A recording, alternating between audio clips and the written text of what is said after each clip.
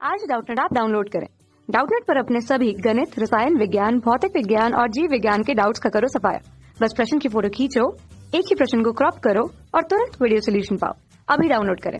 Hello friend, इस प्रश्न में दिया गया है कि एक सेल की वोर्ता जो है एक विभवमापी के 8.95 मीटर तार पर संतुलित होती है। यदि विभवमापी के तार की मोटाई आधी कर दी जाए तो किस लंबाई पर सेल जो है संतुलित होगा, यह हमें पूछा गया है। मुख्य परिपथ की जो वोर्ता है यह हमें नियत दी गई है।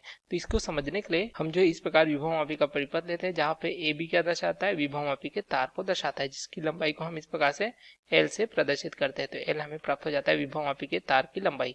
अब इसे जो है संचायक सेल सी से जोड़ा गया है, जिसका मान हमें नियत दिया गया है। ठीक है, तो इस प्रकार से एक धारा प्रवाहित होगी। इस धारा के नियंत्रक के लिए हम जो है धारा नियंत्रक आरएच का उपयोग करते हैं।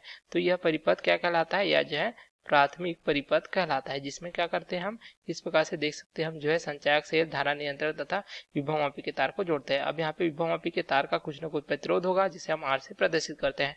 तो मान लीजिए कि इसके अनुप्रस्थ काट का क्षेत्रफल इस प्रकार से ए है, तो यहाँ पे प्रतिरोध आर के लिए क्या सूत्र प्राप्त हो जाएगा, ये हमें प्राप्त होगा रो एल बटे ए के बराबर, जहां एल लंबाई तथा ए जो है अनुप्रस्थ काट के क्षेत्रफल को दर्शाता है। इसे समीकरण 1 के रूप में लिखते हैं हम।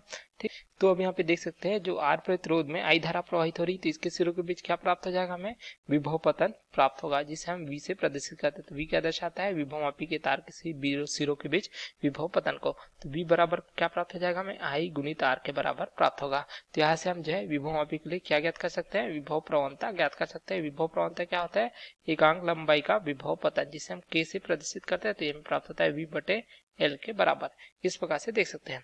ठीक है, तो यहाँ पे देखिए जो सेल है जिसका विद्युत वाहक बल हमें ज्ञात करना है। मान लीजिए विद्युत वाहक बल ई है तथा आंतरिक प्रतिरोध आर है, तो इसे जो है धारामापी जी से इस प्रकार से जोड़ा जाता है। अब इसे जो है जॉकी की सहायता से इस प्रकार से ए से बी की ओर स्पर्श कराया जाता है, तो हमें यहाँ पे जो है इस प्रकार से एक जो है संतुलन लंबाई एल प्राप्त होती है। ठीक है, इस सेल के विद्युत वाहक बल के लिए तो E बराबर हमें क्या प्राप्त हो जाएगा, के गुणित यहाँ पे प्राप्त हो जाएगा एल के बराबर। यहाँ पे संतुलन लंबाई देख सकते हैं, जो सेल की वोर्ता के लिए क्या दिया गया है, यहाँ पे 8.95 मीटर दिया गया है।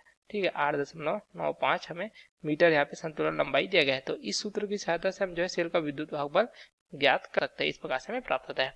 अब यहाँ पे हमें क्या पूछा गया है कि यदि हम जो है विभवमापी के तार की मोटाई को आधी कर दें, ठीक है, मोटाई को आधी कर दें, अर्थात जो क्षेत्रफल है अनुप्रस्थ काट का क्षेत्रफल क्या हो जाएगा, अब यहाँ नया क्षेत्रफल ए डिस्क क्या हो जाएगा, ए बटे 2 प्राप्त होगा।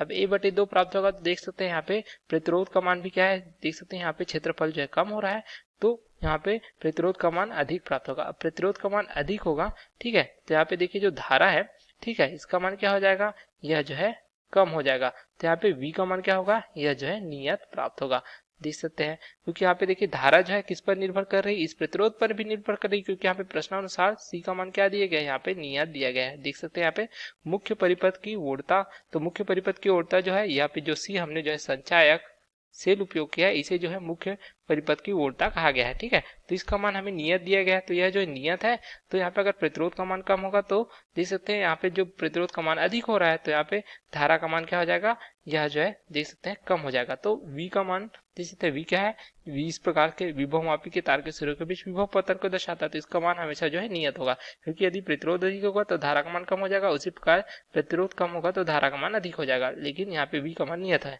ठीक है, तो V का मान अगर नियत है, लंबाई भी यहाँ पे नियत ही है, लंबाई परिवर्तित नहीं हो रही है। ठीक है, जो तार की लंबाई वो पहले है, उसका केवल क्या परिवर्तित हो रहा है, उसकी मोटाई परिवर्तित हो रही है। तो यहाँ पे हमें के अर्थात विभव प्रवणता का मान जो है नियत प्राप्त होगा। अब विभव प्रवणता का मान नियत है तो विद्युत वाहक बल हम जो है ये भी नियत है, तो लंबाई अर्थात एल का मान भी जो है पहले की तुलना में ही प्राप्त होगा। तो अब नया संतुलन लंबाई भी क्या प्राप्त होगा, एल जो है पहले था अर्थात 8.95 मीटर ही प्राप्त होगा, यदि हम जो है तार की मोटाई को क्या कर दें, जो है आधी कर दें, अर्थात उसका अनुप्रस्थ काट का क्षेत्रफल यदि आधा भी हो जाएगा तो भी उसका जो है संतुलन लंबाई वही प्राप्त होगा, क्योंकि जो है संतुलन लंबाई हम देख सकते हैं किस प्रकार से विभव प्रवणता पर निर्भर करती है। क्योंकि यहाँ पे हम देख सकते हैं दोस्तों क्षेत्रफल कम हो रहा है तो प्रतिरोध का मान बढ़ रहा है, प्रतिरोध बढ़ रहा है तो धारा का मान कम हो जा रहा है, जिससे V का मान नियत ही है, तो इसमें कोई परिवर्तन नहीं होगा, जिससे हमें जो है संतुलन लंबाई वही प्राप्त होगा जो पहले प्राप्त हो रहा है, चाहे हम जो है इस प्रकार से तार मोटाई को आधी कर दें। Okay, thank you. कक्षा 6 से 12वीं से लेकर नीट, IIT, JEE वो एडवांस के लेवल तक 1 करोड़ से ज्यादा छात्रों का भरोसा। आज ही डाउनलोड करें डाउटनेट ऐप या व्हाट्सएप करें अपने सारे डाउट्स 8400 400 400 पर।